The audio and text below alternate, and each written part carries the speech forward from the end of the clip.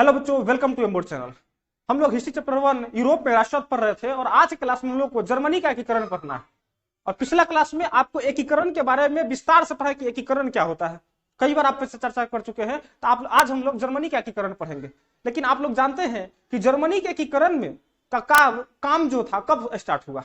आपको बताएं कि एक समय था जर्मनी का जो राजा फ्रेडरिक विलियम बना। कौन बना? Frederick William. और जब फ्रेडरिक विलियम राजा बनता है तो उसके यहाँ लोग जाती है कि विलियम साहब तो आप जर्मनी का एकीकरण कर दीजिए। क्या कर दीजिए? जर्मनी का एकीकरण करता है। तो फ्रेडरिक विलियम जो होता है वो रूढ़िवादी थोड़ा होता है, पुराने विचार वाला, शासक निरंकुश राजतंत्र का समर्थक होता है कि राजा है सब कुछ है ना, जनता के बात हम माने चाहे नहीं माने। और कहता है कि हमको क्या दिक्कत है, हम आराम से बैठे रहेंगे, हमको युद्ध नहीं करना है, हम ज्यादा राष्ट्रवादी या राष्ट्र प्रेमी नहीं है। जनता की बात नहीं मानता, जनता नाराज होकर चलाती है। क्या कि उसको डर था कि हम कहीं जर्मनी का एकीकरण करें तो 300 छोटे बड़े राज्यों में जो जर्मनी बटा हुआ है उसको एक करते करते हमारा तो जीवन निकल जाएगा। काला हम युद्ध की स्थिति में पड़े बेचैन रहे, है ना, इसलिए एकीकरण नहीं। फिर शासक सोचता है कि ऑस्ट्रिया हमारे पर ऑस्ट्रिया से युद्ध करना पड़ जाएगा हम लोगों को, तो फिर हम परेशान हो जाएंगे। तो इसलिए फ्रेडरिक विलियम युद्ध जर्मनी का एकीकरण नहीं करता है, जनता सब नाराज हो जाती है। लेकिन फ्रेडरिक विलियम जब मर जाता है तो उसका भाई विलियम प्रथम शासक बनता है। कौन बनता है? विलियम प्रथम। अब विलियम प्रथम कट्टर राष्ट्रवादी होता है, खूब राष्ट्रवादी, चाहता था कि जर्मनी का एकीकरण हो, हम ही करें। ये जो विलियम प्रथम है जर्मनी का शासक बनता है, लेकिन जर्मनी के किस भाग का? तो प्रोसा क्षेत्र है, उस क्षेत्र का शासक बनता है।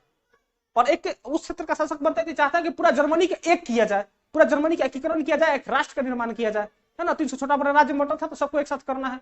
तो ये राजा था, और राजा का काम युद्ध करना नहीं होता, राजा का काम ज्यादा टेंशन नहीं लेना होता है ना। वो प्रधानमंत्री चुन रहा था। किसको चुन रहा था? प्रधानमंत्री देख रहा था कि कोई ऐसा प्रधानमंत्री मिल जाए हमको जो ये सारा एकीकरण का काम करे। इसका नजर पड़ जाता है बिस्मार्क पर। किस पर नजर पड़ जाता है? बिस्मार्क पर। अब बिस्मार्क भी कट्टर राष्ट्रवादी रहता है, लेकिन बिस्मार्क निरंकुश राजतंत्र का समर्थक रहता है, एकीकरण करना चाहता है, लेकिन कहता है कि विलियम साहब हमको प्रधानमंत्री बना रहे, हमसे एकीकरण करवा रहे, हम एकीकरण कर देंगे, लेकिन हम निरंकुश राजतंत्र के समर्थक हैं, लोकतंत्र के नहीं। हम लोकतंत्र नहीं लाने देंगे इसमें। पूछता है कि काहे नहीं लाने दीजिएगा? तो कहता है कि देखिए जनता अभी इतना शिक्षित नहीं है कि सबको लोकतंत्र दिया जाए, इतना सारा अधिकार दे दिया जाए, फिर से देश को गुलाम बनवा देगा, हमारे करेगा कोई फायदा नहीं होगा, है ना। तभी जनता सब इतना शिक्षित नहीं है, इसको राजतंत्र के हिसाब से चलाइए, संवैधानिक राजतंत्र के हिसाब से चलाइए, संविधान से चलेगा और राजतंत्र रहेगा, है ना। ऐसे राजा भी मनमानी नहीं कर पाएगा, अपने शासन चलेगा, लेकिन हम गणतंत्र या लोकतंत्र नहीं लाने देंगे। तो कहता है ठीक है, आप एकीकरण का काम कीजिए, आपको जो चाहिए धन पैसा बल कुछ चाहिए हमसे लीजिए। बिस्मार्क को उतर जाता है युद्ध में। मतलब युद्ध कहने का मतलब अपने कार्य क्षेत्र में उतर जाता है कि अब जर्मनी का एकीकरण करना है। कैसे एकीकरण करना है? जर्मनी का एकीकरण करना है। अब पूरा जनता बिस्मार्क की तरफ टुकटुकी लगाए, महाराज आप ही है तो एकीकरण है, आप तो करिए ना एकीकरण, हम आपका सहयोग करेंगे, एकदम करेंगे। एक आदमी आपको जर्मन का साथ देगा एकीकरण करने में। ठीक है, बिस्मार्क इस बात को सुन लेता है, लेकिन ज्यादा खुश नहीं होता है कि जनता हमारा साथ है। वो इस बात को ध्यान में रखता है कि जर्मनी के एकीकरण में सबसे बड़का जो बाधा है वो ऑस्ट्रिया है। कौन है? ऑस्ट्रिया है, क्योंकि ऑस्ट्रिया कुछ क्षेत्रों पर अधिकार भी किया हुआ था, ऑस्ट्रिया कई भागों में उसको तोड़ भी दिया था, तो सबसे बड़ा बाधा उसको मानता है। तो सोचता है कि जर्मनी का जब हम एकीकरण करेंगे तो ऑस्ट्रिया बीच में आएगा, और जब बीच में आएगा तो लड़ाई झगड़ा होगा, फटाफटी होगा, और जब फटाफटी होगा तो हमारा फैट मजबूत होगा, तब नौकरा मार के गिराएंगे। तो उसके लिए क्या करता है कि अपने सैन्य शक्ति को बढ़ाता है कि ऑस्ट्रिया से कहीं युद्ध हो जाए जर्मनी के एकीकरण करते समय, तो सैन्य शक्ति हमारे पास इतना रहे कि ऑस्ट्रिया के मार के ध्वस्त कर देवे, है ना। तो ये अपन सैन्य शक्ति को बढ़ाता है, अनिवार्य सैन्य सेवा लागू कर देता है। कहता है कि ये जानता लोग खाली हम ही मरेंगे, तू हो लोग आवो, तू हो लोग के बुलाता है और कहता है कि सब लोग सैनिक बनिए, सब लोग के अनिवार्य रूप से सैनिक बनाता है कि सैनिक बने, ताकि युद्ध होके तो एक एक लोग अपने जहां है वहीं से युद्ध करे, है ना। तो अनिवार्य सैन्य सेवा लागू कर देता है, एक एक युद्ध सैनिक में भर्ती होता है, सैनिक का ट्रेनिंग ले लेता है ना, प्रशिक्षित हो जाता है। फिर ये बिस्मार्क भाषण भी देता है ना, खूब जा करके लोगों को जागरूक भी करता है, जागरूक करता है, कहता है माता बहन के कि ये जो ऑस्ट्रिया हम जो तैयारी कर रहे हैं ऑस्ट्रिया से लड़ने के लिए, तो आप लोग ध्यान रखिएगा कि इस युद्ध में, इस एकीकरण में रक्तपात होगा, किसी को अपना भाई खोना पड़ेगा, किसी को अपना बेटा खोना पड़ेगा, किसी को अपना पति खोना पड़ेगा, तो आप लोग डरिएगा नहीं। और बिस्मार्क का एक ही मांग, रक्त एवं लौह की नीति का हो पहचान, रक्त एवं लौह की नीति का अवलंबन करता है। यानी इसका कहने का मतलब, रक्त एवं लौह की नीति का कहने का मतलब कि जब लोहा से काटा जाएगा, ये मतलब ये जो तलवार जो होता है लोहा होता है, लोहा धातु का होता है, तो लोहा से जब काटेंगे तो रक्त बहेगा, तो रक्त से दम घबराना नहीं है, पहले से सुसज्जित रहना है, इस प्रकार से भाषण दे करके लोगों में राष्ट्रवाद की भावना भर देता है ना।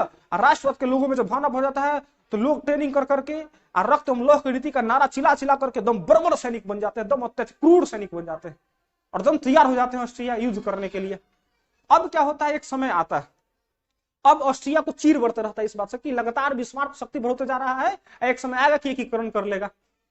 तो बिस्मार्क दिमाग लगाता है कि हम पहले ऑस्ट्रिया से युद्ध नहीं करेंगे, शक्ति बढ़ते जाएंगे, हम ऑस्ट्रिया को युद्ध नहीं करेंगे, ऑस्ट्रिया हमसे युद्ध करे, ऐसा स्थिति उत्पन्न कर देंगे ताकि बाहर के देशों को लगेगा कि ऑस्ट्रिया ही आक्रमणकारी है, धके तो शासन कर रहा है जर्मनी पर और दूसरा पर आक्रमण करके लोगों को मार रहा है। तो आक्रमणकारी और कमजोर साबित करने के लिए ऑस्ट्रिया को ये अपने शक्ति को खूब बढ़ाता है और जाकर के फ्रांस से सहयोग लेता है। अब बात समझिए कि यूरोपीय महाद्वीप पर 44 गो देश में 4 गो शक्तिशाली देश, रूस, ब्रिटेन, फ्रांस, ऑस्ट्रिया। तो फ्रांस, बिस्मार्क को लगता है कि अगर ऑस्ट्रिया से युद्ध हुआ तो फ्रांस ऑस्ट्रिया का साथ देगा, ताकि दोनों 4 गो शक्तिशाली देश है, इतनी ज्यादा ही कुछ दोस्त है फ्रांस ऑस्ट्रिया का। तो फ्रांस से सहयोग लेता है, कहता है कि फ्रांस भैया आप ऑस्ट्रिया का साथ नहीं दीजिएगा, युद्ध कभी होगा तो कहता है ये कैसे हो जाएगा, हम अगर नहीं देंगे तो उसे हमारे युद्ध में देने आएगा का साथ, है ना। हमारे क्षेत्र में कभी ऐसा होगा कि करण का काम होने लगेगा, हम उसको रोकने का प्रयास करेंगे तो हमारे को भी कभी आएगा का देने को कोई साथ, हम देंगे तब ना आएगा। तो कहता है कि नहीं, आप जो कहिएगा वो मानने के लिए तैयार है, बिस्मार्क कहता है। अब बिस्मार्क कहता है कि हम अपना कुछ क्षेत्र भी दे देते हैं आपको, चलिए, है ना, लेकिन खाली ऑस्ट्रिया को हमको भगा दीजिए, कैसे हुआ ऑस्ट्रिया को कैसे भगा दीजिए, हम आपको कुछ क्षेत्र दे देंगे, आप शासन कीजिएगा। लेकिन हम ऑस्ट्रिया से तंग आ चुके, ऑस्ट्रिया को भगाना चाहेंगे। तो अब फ्रांस भी लालच में आ जाता है, खुश हो जाता है, कहता है ठीक है, क्या करना पड़ेगा हमको। तो कहता क्या है बिस्मार्क कि आप जब हम ऑस्ट्रिया से लड़ाई करें, यानी प्रसा और ऑस्ट्रिया में जब युद्ध हो तो आप बीच में नहीं आएंगे, आप कहीं तटस्थ रहेंगे, चुपचाप रहेंगे, आप कुछ बोलबे नहीं करेंगे, केकरो समर्थन नहीं करेंगे, बाकी हम सब देख लेंगे।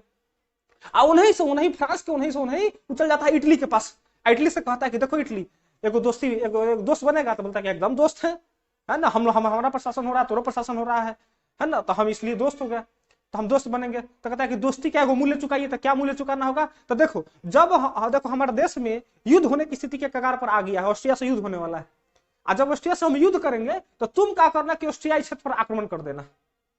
अब बताइए दिमाग कितना लगा दिया, एगो तो फ्रांस से युद्ध, फ्रांस को ऐसा दोस्ती कर लिया, कुछ राज्य देने के लिए कह दिया कि ताकि जब युद्ध होगा तो फ्रांस बीच में आएगा नहीं, तो ज्यादा ऑस्ट्रिया ढेर भारी नहीं पड़ेगा।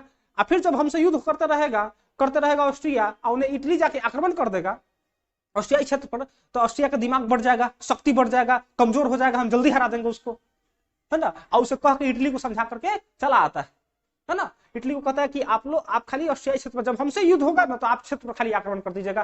फ्रांस को तो हम समझाइए दिए हैं, अब चल आता है। और वह समय आता है 1866, है ना, कि फ्रांस 1866 का जब समय आता है तो फ्रांस, प्रसा और ऑस्ट्रिया के बीच युद्ध भी हो जाता है, और इस युद्ध का नाम है सेडोवा का युद्ध। किसका नाम दिया गया है, सेडोवा का युद्ध का नाम दिया गया है, कि प्रसा और ऑस्ट्रिया के बीच जो युद्ध हुआ था उसको सेडोवा का युद्ध कहा गया, 1866 में हुआ। और फ्रांस अबे नहीं करता है ऑस्ट्रिया की मदद करने, साथ साथ इटली आक्रमण कर देता है ऑस्ट्रियाई क्षेत्र पर।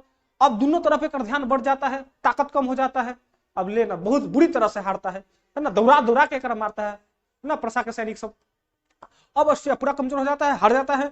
तो जब हारता है तो इसका फायदा उठा करके बिस्मार्क जर्मनी के 2/3 भाग का एकीकरण कर देता है, मतलब 75% हिस्सा का एकीकरण कर दिया। अब कुछ हिस्सा को छोड़ देता है जान के, इसलिए छोड़ देता है क्योंकि एकीकरण कर देंगे तो फ्रांस को कहे थे कुछ भाग देंगे तो उसके दिमाग में खटक जाएगा और दौड़ चलाएगा युद्ध कर कि तू एकीकरण कर लिया, हमरा का जीतेगा, तो छोड़ देना रहता है, आराम कर लिया रहता है, ताकि फ्रांस को खुश रहेगा कि नहीं उसका एकीकरण नहीं किया तो हमरा देगा। अब फ्रांस मांग करता है, ए भाई तोरा हम साथ दिए हैं तो हमरा क्षेत्र दो, है ना। तो कहता है कि देखो दोस्त, अभी हम युद्ध किए हैं। बिस्मार्क कहता है चुपचाप तो अपना घरे जाओ, अभी कुछ समय के बाद आना, साल भर के बाद आना, युद्ध से निपट लेने दो। लेकिन बिस्मार्क दिमाग लगते रहता है, वो युद्ध से जैसे युद्ध करे रहता है तब चाहता है कि हमको कुछ समय मिले ताकि हम और ताकत बढ़ाए। अब फ्रांस को हम नहीं देने वाले हैं, अपन क्षेत्र देने वाले हैं, उसका भी एकीकरण करेंगे बचा हुआ क्षेत्र का। फ्रांस के एक सुई के नोक के बराबर जमीन नहीं मिलेगा, नहीं तो फिर फायदा का हुआ, ऑस्ट्रिया को भगाया, फ्रांस को लेके चलाए, तो फिर जनता सब वहां तक गरिया के मार देगी, है ना।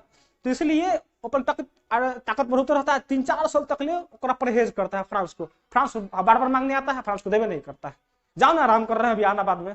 और अचानक से एक दिन जाकर के फ्रांस पर धावा बोल देता है, युद्ध करने लगता है फ्रांस से।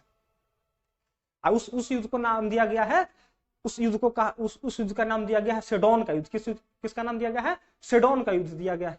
अब फ्रांस से जब युद्ध होने लगता है तो इस बीच जो 4 साल से रोकले था, युद्ध नहीं कर रहा था, ना दे रहा था, तो ताकत बढ़ा रहा था। ताकत बढ़ा करके एक बार युद्ध कर दिया, इसको कहा गया सेडोन का युद्ध। और इस युद्ध में फ्रांस भी हार जाता है और उसको फ्रैंकफर्ट की संधि करना पड़ता है। किसकी संधि करना पड़ता है?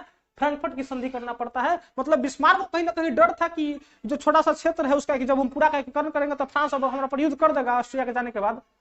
तो उससे वो बिना उससे अचानक से युद्ध कर लेता है, उसको फ्रांस को हरा देता है। और जब फ्रांस हार जाता है तो पूरा क्षेत्र का ही एकीकरण कर देता है। तो फ्रैंकफर्ट की संधि होता है दोनों में और आत्मसमर्पण कर देता है फ्रांस। फ्रैंकफर्ट की संधि हो गया। उसके बाद बिस्मार्क अपने महत्वपूर्ण भूमिका और कूटनीति के बल पर ऑस्ट्रिया जर्मनी का ये एकीकरण कर देता है। तो आप लोग समझ गए कि जर्मनी का एकीकरण कैसे हुआ था। कितना बिस्खोपरा दिमाग था बिस्मार्क के पास। तो हम हट जाएंगे, आप लोग इसको लिख लीजिएगा।